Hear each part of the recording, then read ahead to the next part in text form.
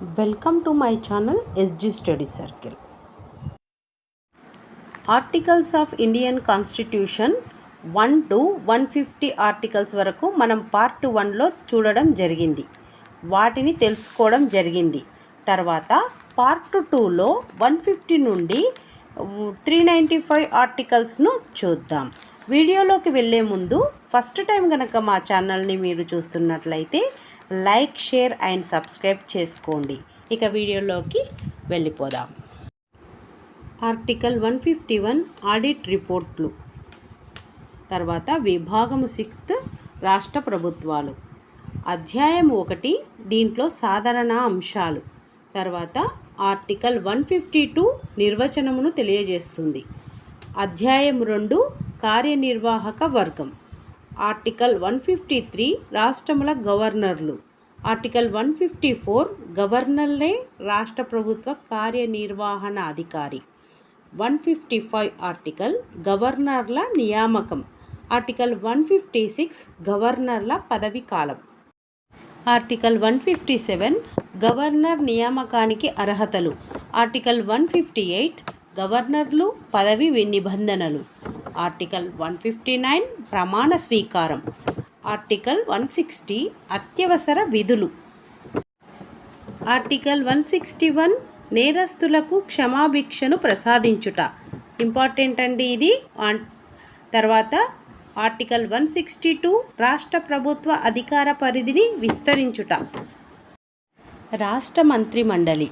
Article 163 మంత్రిమండలి గవర్నర్కు సలహాలను ఇచ్చే బాధ్యత. ఆర్టికల్స్ 164 మంత్రిమండలి ఏర్పాటు కొన్ని నిబంధనలు. తర్వాత రాష్ట్ర advocate general. Article 165 advocate general నియామకం. ఆర్టికల్ 166 రాష్ట్ర ప్రభుత్వ పరిపాలనా నిర్వహణ.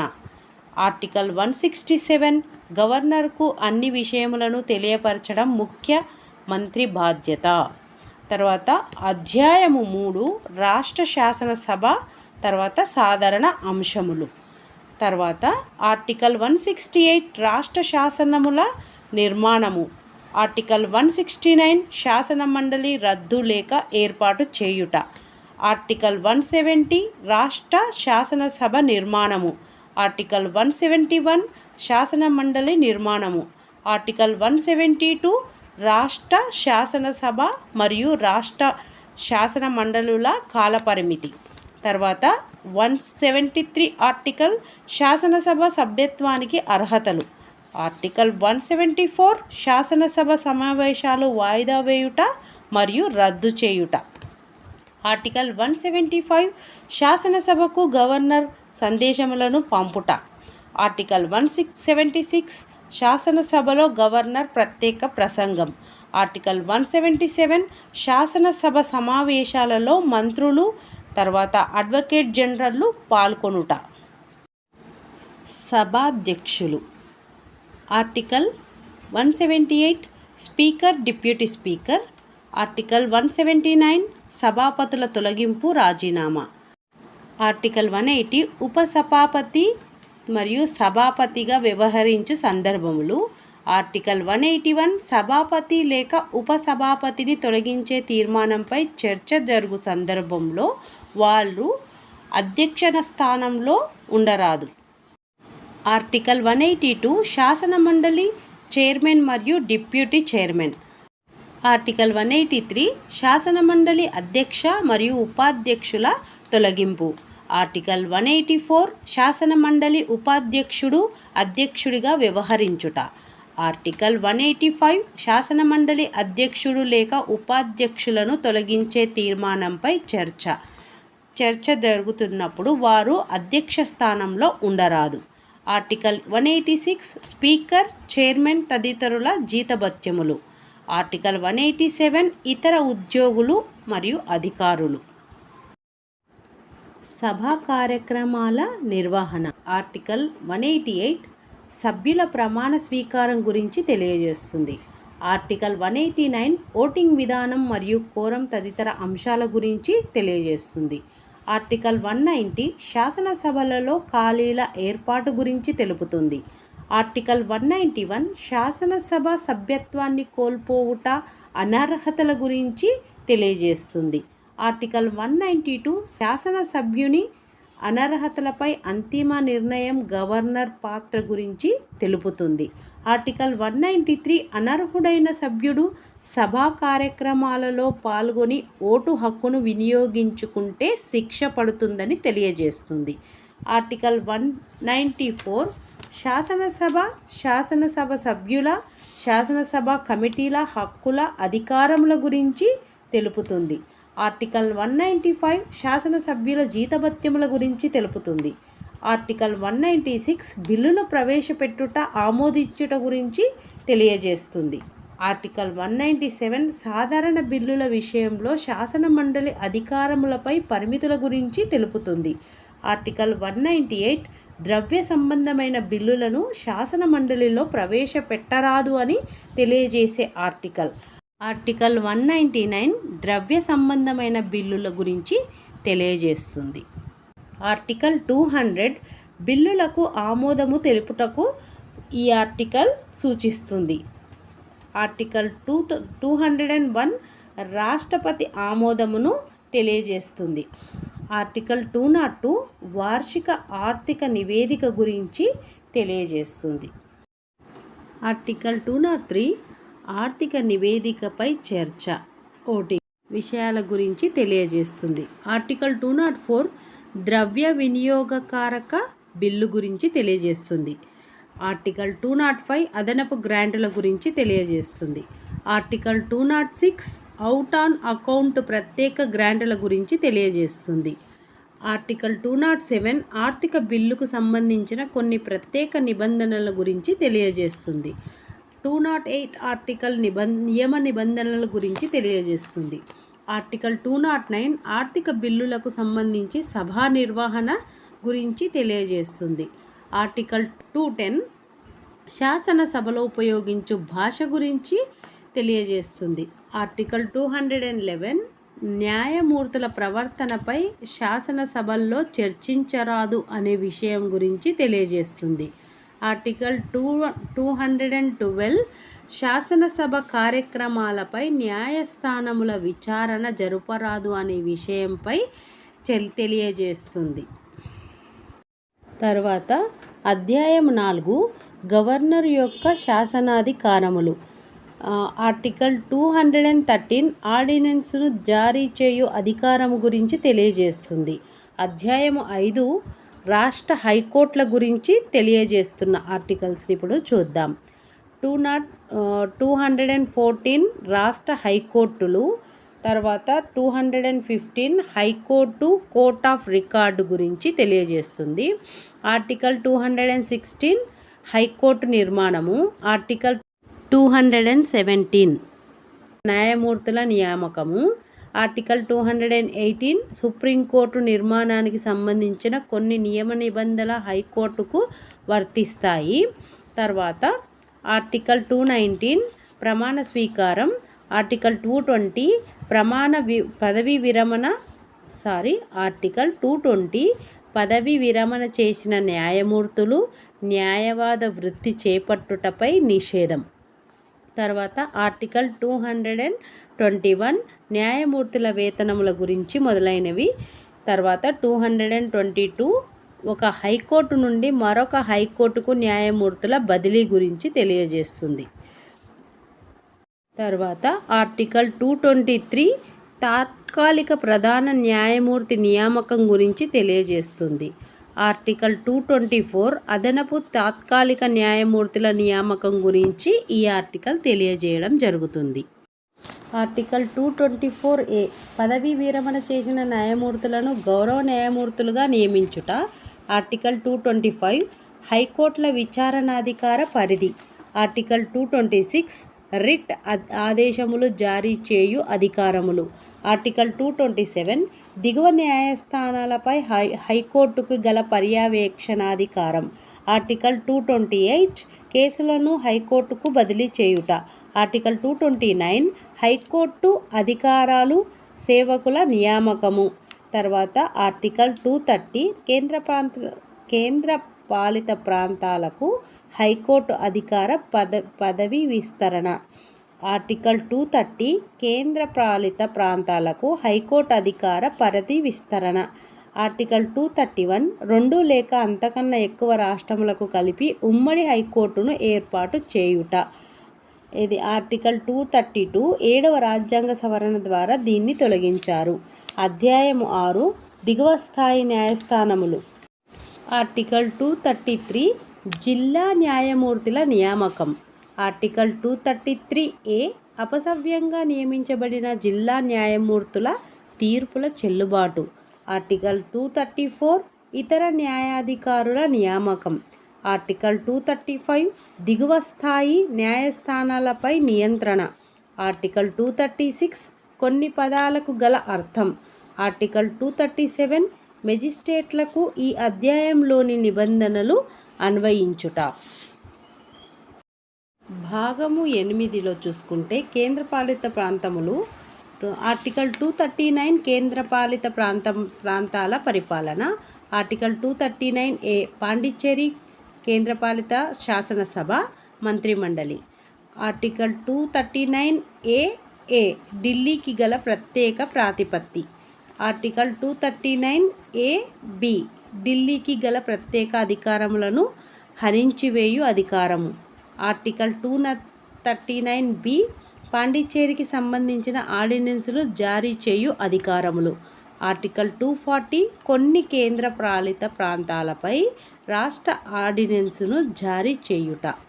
ఆర్టికల్ 241 కేంద్ర పాలిత ప్రాంతాలపై హైకోర్టు. ఆర్టికల్ 242 తొలగించబడింది. తర్వాత భాగం 9లో పంచాయతీరాజ్ వ్యవస్థ గురించి చూద్దాం. ఆర్టికల్ 243 నిర్వచనములు. ఆర్టికల్ 243A గ్రామసభ అధికారములు.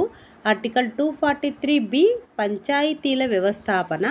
ఆర్టికల్ 243C పంచాయతీల నిర్మాణము. ఆర్టికల్ 243D సీట్ల రిజర్వేషన్లు.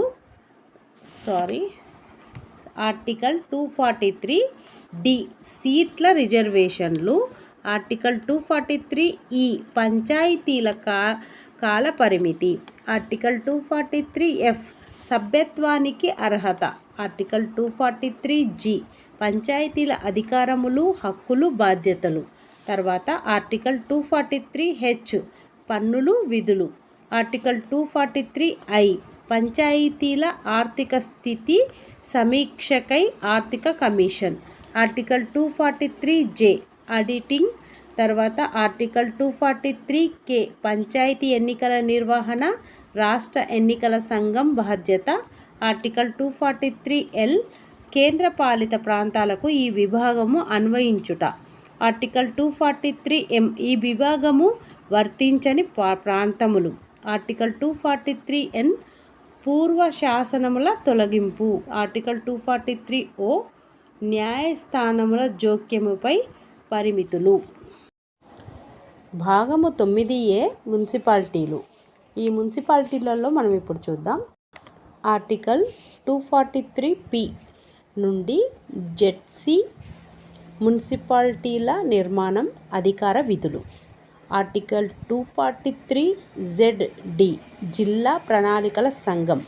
ఆర్టికల్ 243ZE మెట్రోపాలిటన్ ప్రణాళిక సంఘం. ఆర్టికల్ 243ZF పాత శాసనముల కొనసాగింపు.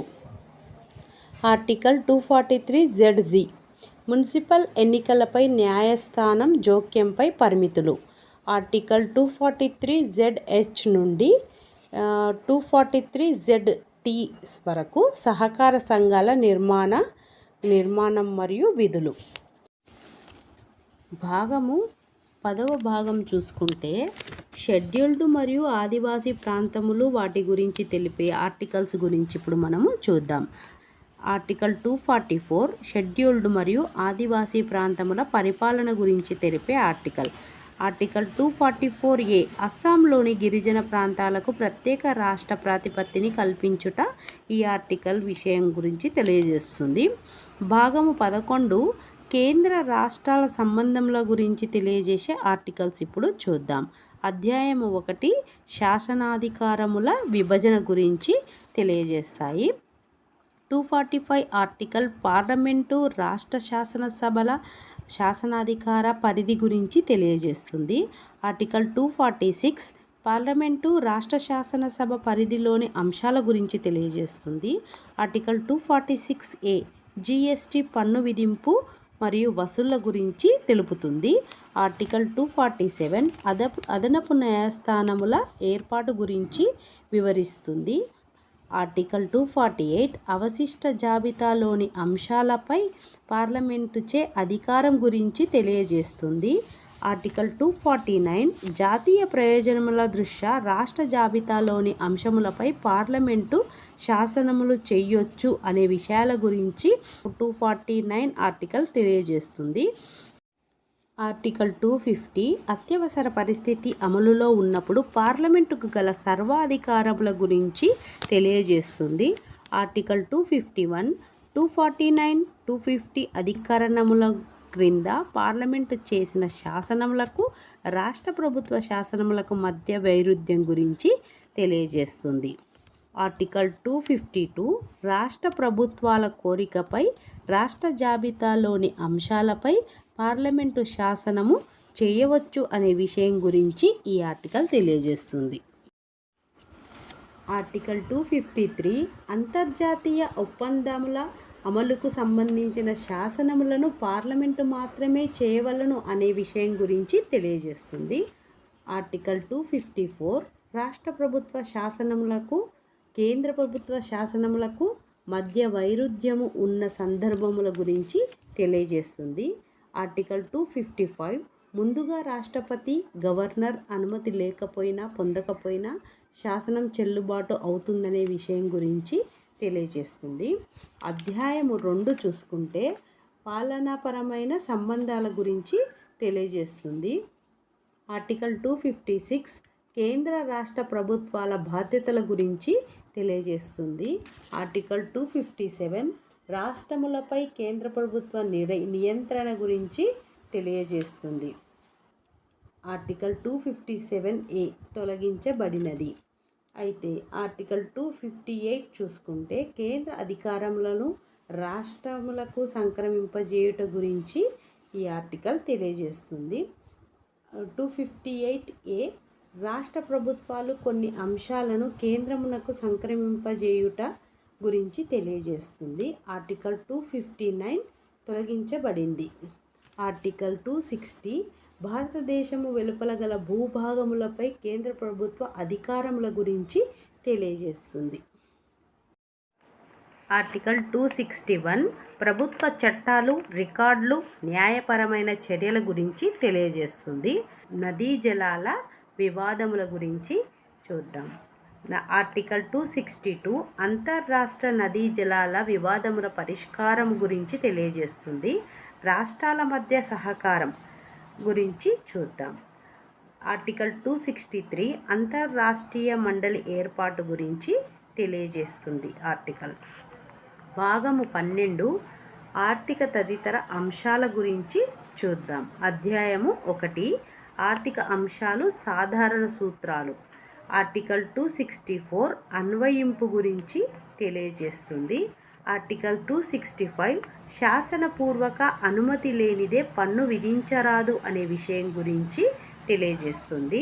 ఆర్టికల్ 266 సంచిత నిధి ప్రభుత్వ ఖాతాల గురించి తెలియజేస్తుంది. ఆర్టికల్ 267 అగంతుక నిధి గురించి తెలియజేస్తుంది. కేంద్ర రాష్ట్రముల మధ్య రెవెన్యూ పంపిణీ గురించి ఇప్పుడు చూద్దాం. ఆర్టికల్ 268 కేంద్రంచే రాష్ట్రములు వసూలు చేసుకొని వినియోగించుకొను డ్యూటీల గురించి తెలియజేస్తుంది. ఆర్టికల్ 269 కేంద్ర ప్రభుత్వముచే చేయబడిన రాష్ట్ర ప్రభుత్వములకు అందజేయు సుంకముల గురించి తెలియజేస్తుంది. ఆర్టికల్ 269A అంతర్రాష్ట్రీయ వాణిజ్యం, సర్వీసులపై పన్ను విధింపు గురించి తెలియజేస్తుంది. ఆర్టికల్ 270 కేంద్రముచే విధించబడి, వసూలు చేయబడి, కేంద్ర రాష్ట్రముల మధ్య పంపిణీ జరుగు పన్నుల డ్యూటీల గురించి తెలియజేస్తుంది. 271 కొన్ని రకాల సుంకాలు పన్నులపై సర్చార్జ్ గురించి తెలియజేస్తుంది. తర్వాత 272 తొలగించబడింది. తర్వాత 273 ఆర్టికల్ జనుము ఉత్పత్తులపై ఎగుమతి సుంకానికి బదులుగా సహాయక గ్రాంట్ల గురించి తెలియజేస్తుంది. ఆర్టికల్ 274 రాష్ట్ర ప్రయోజనాలు ఇమిడియున్న పన్నులకు సంబంధించిన బిల్లులకు రాష్ట్రపతి ఆమోదం అవసరం. ఆర్టికల్ 275 కొన్ని రాష్ట్రములకు కేంద్ర గ్రాంటులు లేక సహాయం గురించి తెలియజేస్తుంది. ఆర్టికల్ 276 వృత్తిపరమైన వృత్తి వ్యాపారం ఉద్యోగులపై రాష్ట్ర ప్రభుత్వముచే పన్ను విధింపు గురించి తెలియజేస్తుంది. ఆర్టికల్ 277 మినహాయింపుల గురించి తెలియజేస్తుంది. ఆర్టికల్ 278 తొలగించబడినది. ఆర్టికల్ 279 నికరాదాయమునకు నిర్వచనము. Article 279A GST council. Article 280 ఆర్థిక సంఘం నియామకం. ఆర్టికల్ 281 ఆర్థిక సంఘం సూచనలకు పార్లమెంటుకు సమర్పించవలెను అనే విషయం గురించి వివరిస్తుంది. ఆర్టికల్ 282 ప్రజా ఉపయోగకరమైన చర్యలపై ప్రభుత్వ ప్రత్యేక గ్రాంటులు. ఆర్టికల్ 283 ప్రభుత్వ నిధులపై నియంత్రణ. ఆర్టికల్ 284 ఇతర విభాగములుగా ప్రభుత్వ ఖజానాకు చేరు సొమ్ముపై నియంత్రణ గురించి తెలియజేస్తుంది.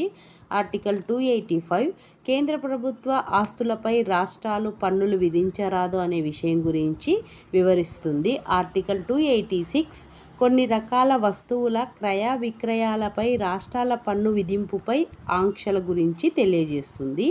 ఆర్టికల్ 287 కేంద్ర ప్రభుత్వ విద్యుత్ వినియోగంపై రాష్ట్ర ప్రభుత్వాలు పన్ను విధించరాదు. ఆర్టికల్ 288 నీటి పన్ను విద్యుత్ పన్ను నుండి కేంద్రానికి మరికొన్ని మినహాయింపుల గురించి తెలియజేస్తుంది.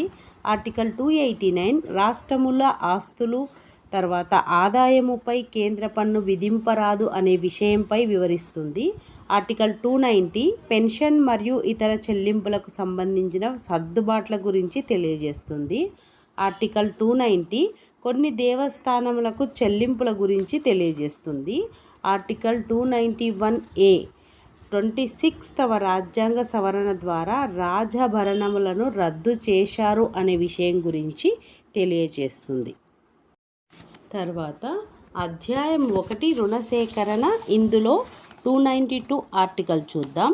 కేంద్ర ప్రభుత్వముచే రుణ సేకరణ. ఆర్టికల్ 293 రాష్ట్ర ప్రభుత్వములచే రుణ సేకరణ. అధ్యాయము 3లో ఆస్తులు ఒప్పందాలు హక్కులు బాధ్యతలు కర్తవ్యాలు దానాలు.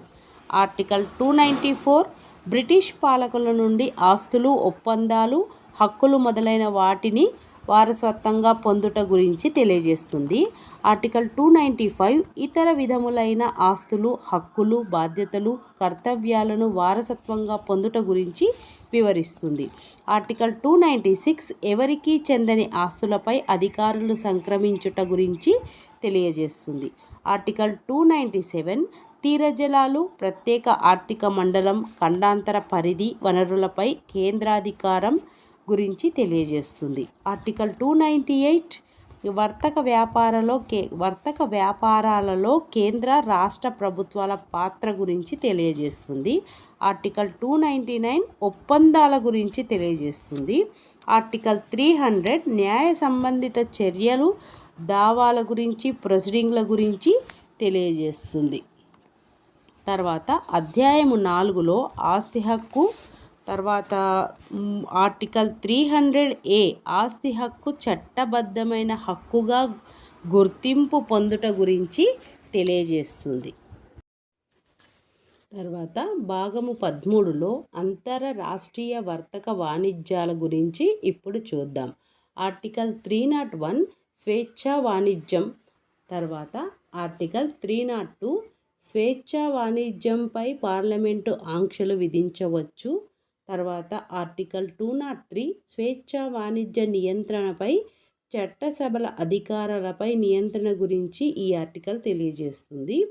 ఆర్టికల్ 304 అంతర్రాష్ట్రీయ వాణిజ్యంపై రాష్ట్ర ప్రభుత్వాల ఆంక్షల గురించి వివరిస్తుంది. ఆర్టికల్ 305 వర్తక వాణిజ్యాలపై రాష్ట్రముల గుత్తాధిపత్యం గురించి తెలియజేస్తుంది. తర్వాత ఆర్టికల్ 306 దీన్ని తొలగించడం అనేది జరిగింది. ఆర్టికల్ 307 స్వేచ్ఛా వాణిజ్య పర్యవేక్షణ సంఘం గురించి తెలియజేస్తుంది. తర్వాత భాగము 14 కేంద్ర రాష్ట్ర ఉద్యోగ సర్వీసుల గురించి తెలియజేస్తుంది. దీంట్లో అధ్యాయం 1 చూసుకుంటే ఉద్యోగముల గురించి ఇప్పుడు మనం చూద్దాం. 308 ఆర్టికల్ అన్వయించుట గురించి తెలియజేస్తుంది. ఆర్టికల్ 309 కేంద్ర రాష్ట్ర ప్రభుత్వోద్యోగుల నియామకం గురించి తెలియజేస్తుంది. ఆర్టికల్ 310 సివిల్ ఉద్యోగుల పదవీ కాల పరిమితి గురించి తెలియజేస్తుంది.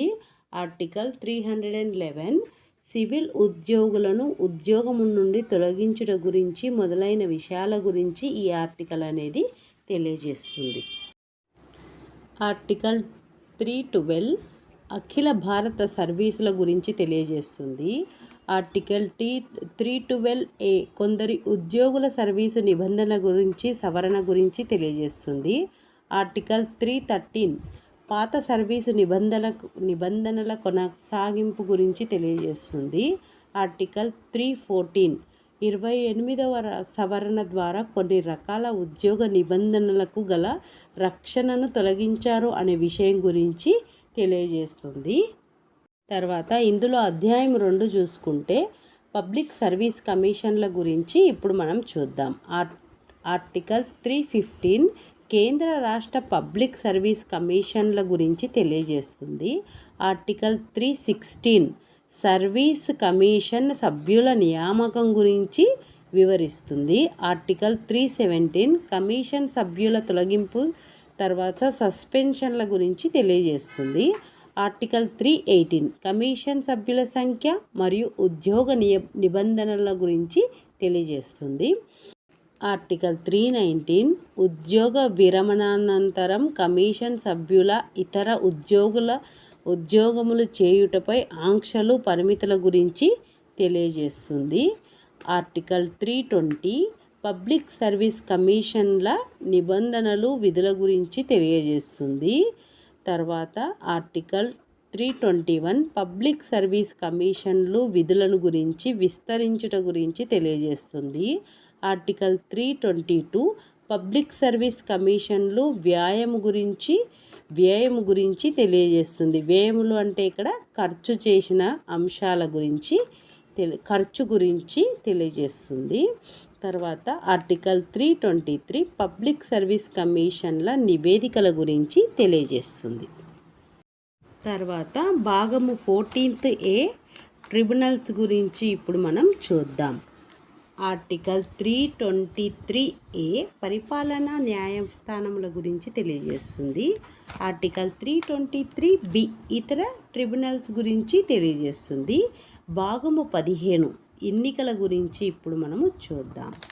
ఆర్టికల్ 324 ఎన్నికల కమిషన్ అధికారముల గురించి తెలియజేస్తుంది. ఆర్టికల్ 325 ఓటర్ జాబితాల అందరికీ ఒకటే కులం మత వివక్షతలు పాటించరాదు అనే విషయం గురించి ఇక్కడ తెలియజేస్తుంది. ఆర్టికల్ 326 వయోజన ఓటు హక్కు గురించి ఇక్కడ తెలియజేస్తుంది. ఆర్టికల్ 327 చట్టసభలకు ఎన్నికలకు సంబంధించి పార్లమెంటు అధికారముల గురించి వివరిస్తుంది ఈ ఆర్టికల్. ఆర్టికల్ 328 ఎన్నికలకు సంబంధించి రాష్ట్ర శాసనసభల అధికారముల గురించి తెలియజేస్తుంది. ఆర్టికల్ 329 న్యాయస్థానముల జోక్యములపై ఆంక్షల గురించి తెలియజేస్తుంది. ఇప్పుడు భాగము 16లో కొన్ని వర్గాల వారికి ప్రత్యేక నిబంధనల గురించి ఇప్పుడు మనం చూద్దాం.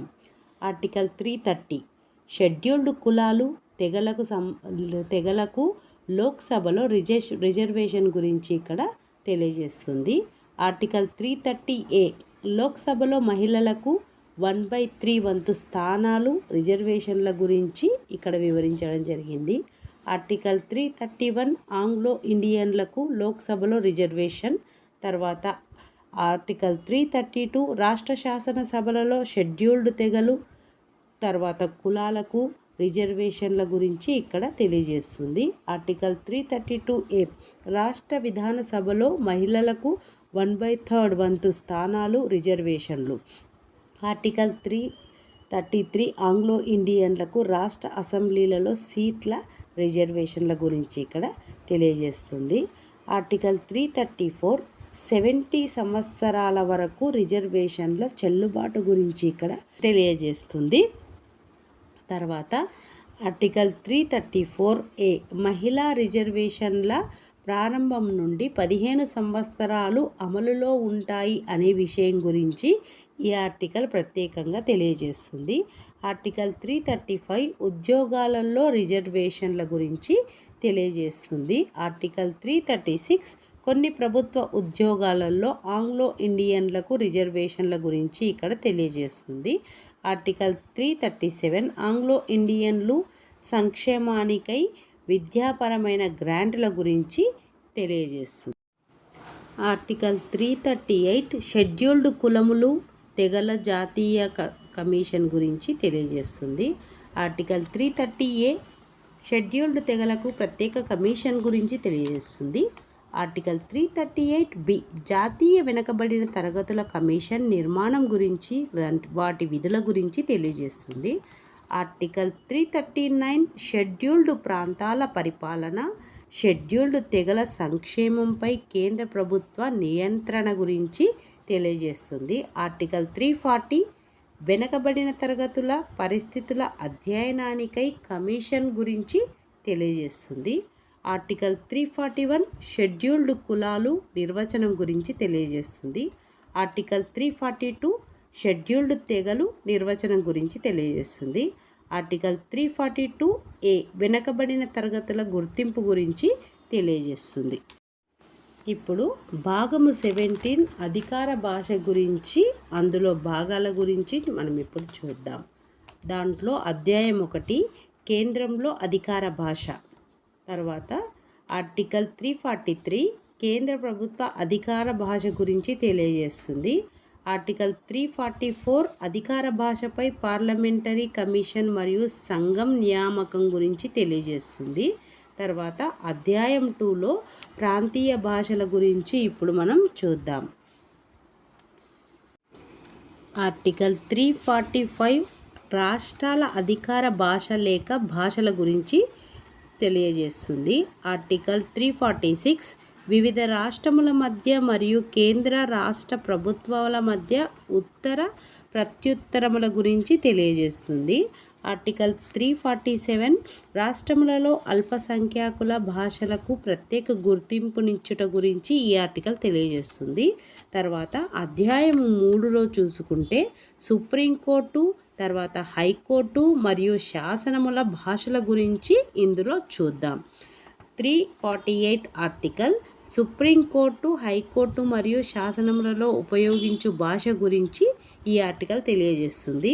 ఆర్టికల్ 349 రాష్ట్రపతి అనుమతి లేనిదే భాషలకు సంబంధించిన శాసనములను మార్చరాదు అనే విషయం గురించి ఇక్కడ తెలియజేస్తుంది. అధ్యాయం 4లో చూసుకుంటే ప్రత్యేక ఆదేశముల గురించి ఇక్కడ చూద్దాం. ఆర్టికల్ 350 అర్జీలు మరియు ఫిర్యాదులను ఏ భాషలోనైనా పంపవచ్చు అనే విషయం గురించి ఈ ఆర్టికల్ తెలియజేస్తుంది. ఆర్టికల్ 350A భాషపరమైన మైనారిటీలకు ప్రాథమిక స్థాయిలో మాతృభాషలో విద్యాబోధన జరగాలి అనే విషయం గురించి ఇక్కడ తెలియజేస్తుంది. ఆర్టికల్ 350B భాషపరమైన మైనారిటీల కొరకై ప్రత్యేక అధికారి నియామకం గురించి తెలియజేస్తుంది. ఆర్టికల్ 351 హిందీ భాషాభివృద్ధికి సూచనల గురించి ఈ ఆర్టికల్ అనేది తెలియజేస్తుంది. ఇప్పుడు భాగము 18 అత్యవసర నిబంధనల గురించి ఆర్టికల్స్ చూద్దాం.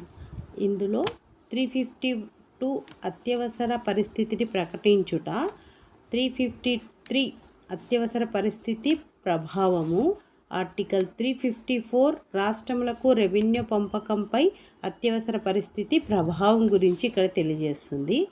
ఆర్టికల్ 355 రాష్ట్రముల సంరక్షణ కేంద్రం బాధ్యత. ఆర్టికల్ 356 రాష్ట్ర ప్రభుత్వములను రద్దు చేయుటలో కేంద్ర ప్రభుత్వ అధికారములు రాష్ట్రములలో రాష్ట్రపతి పాలన గురించి ఇక్కడ తెలియజేస్తుంది. ఇది చాలా ఇంపార్టెంట్ అయిన ఆర్టికల్. ఆర్టికల్ 357 రాష్ట్రపతి పాలన కొనసాగుతున్న సందర్భములలో పార్లమెంటే ఆ రాష్ట్ర శాసనసభ గురించి. ఆర్టికల్ 358 అత్యవసర పరిస్థితి ఉన్నంతకాలం పౌరులకు వాక్ స్వాతంత్రం ఉండదు అనే విషయంపై తెలియజేస్తుంది. ఆర్టికల్ 359 అత్యవసర పరిస్థితి కొనసాగించినంతకాలం ప్రాథమిక హక్కులను న్యాయస్థానములు అమలు చేయలేవు అనే విషయం గురించి ఈ ఆర్టికల్ తెలియజేస్తుంది. ఆర్టికల్ 359A తొలగించబడింది. ఆర్టికల్ 360 ఆర్థిక అత్యవసర పరిస్థితి గురించి ఇక్కడ తెలియజేయడం అనేది జరిగింది.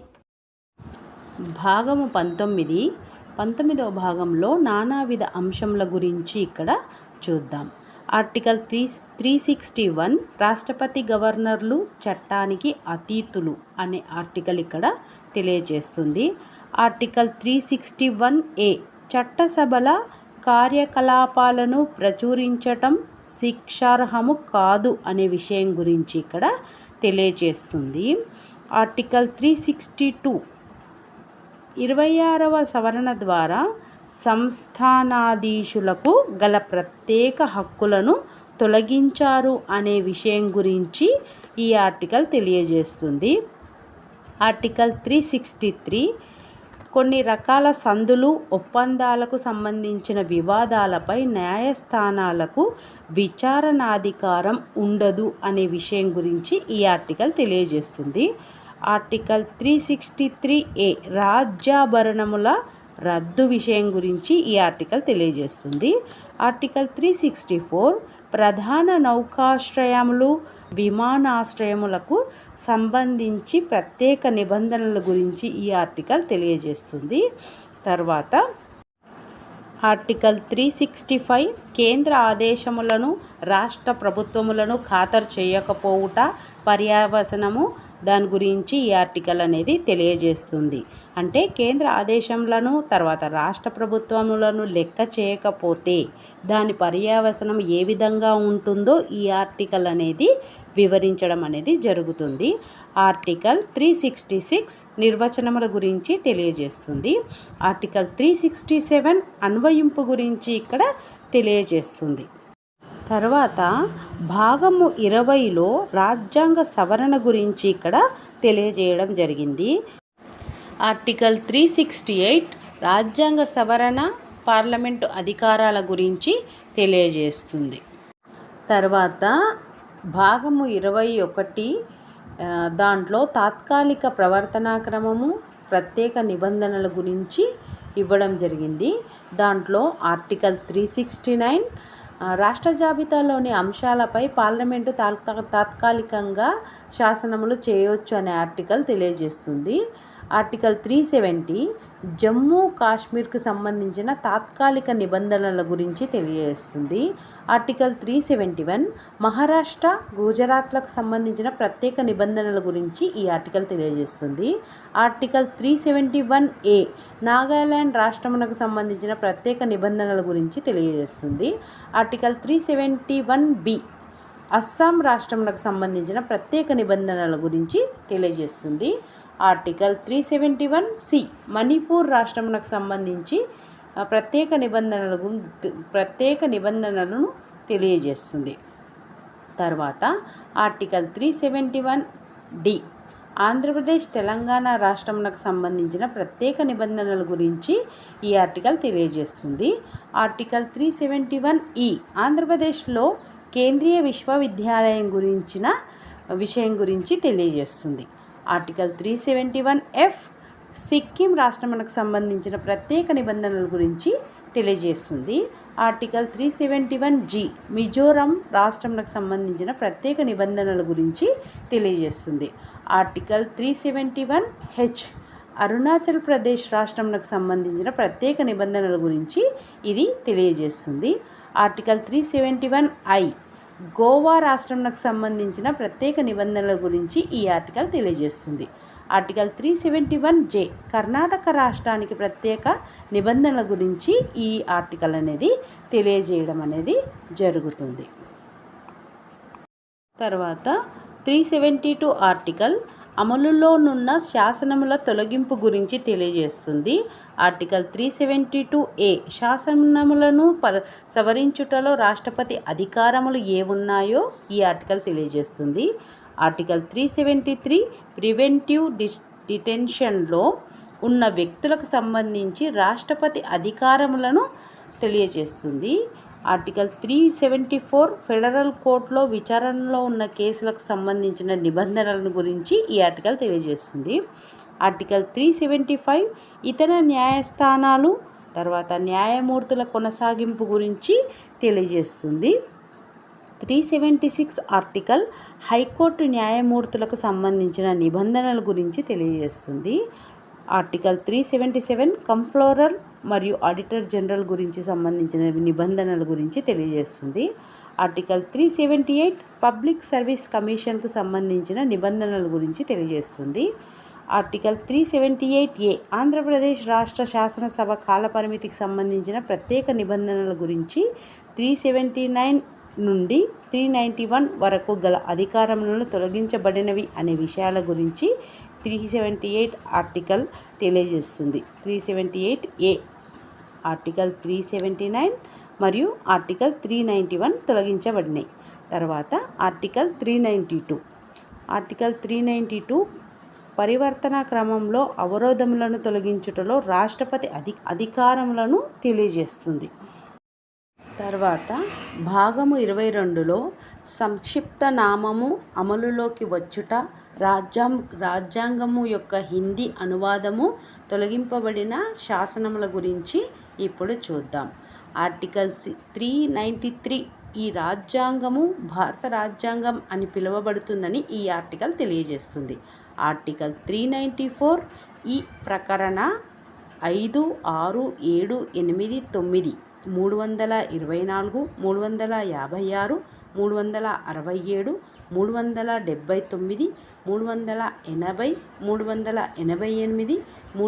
388, 391, 392, 393 మరియు 394 ప్రకరణలు తక్షణం అమలులోకి వస్తాయి. మిగిలిన ప్రకరణలు 1950 జనవరి 26 నుండి అమలులోకి వచ్చాయి.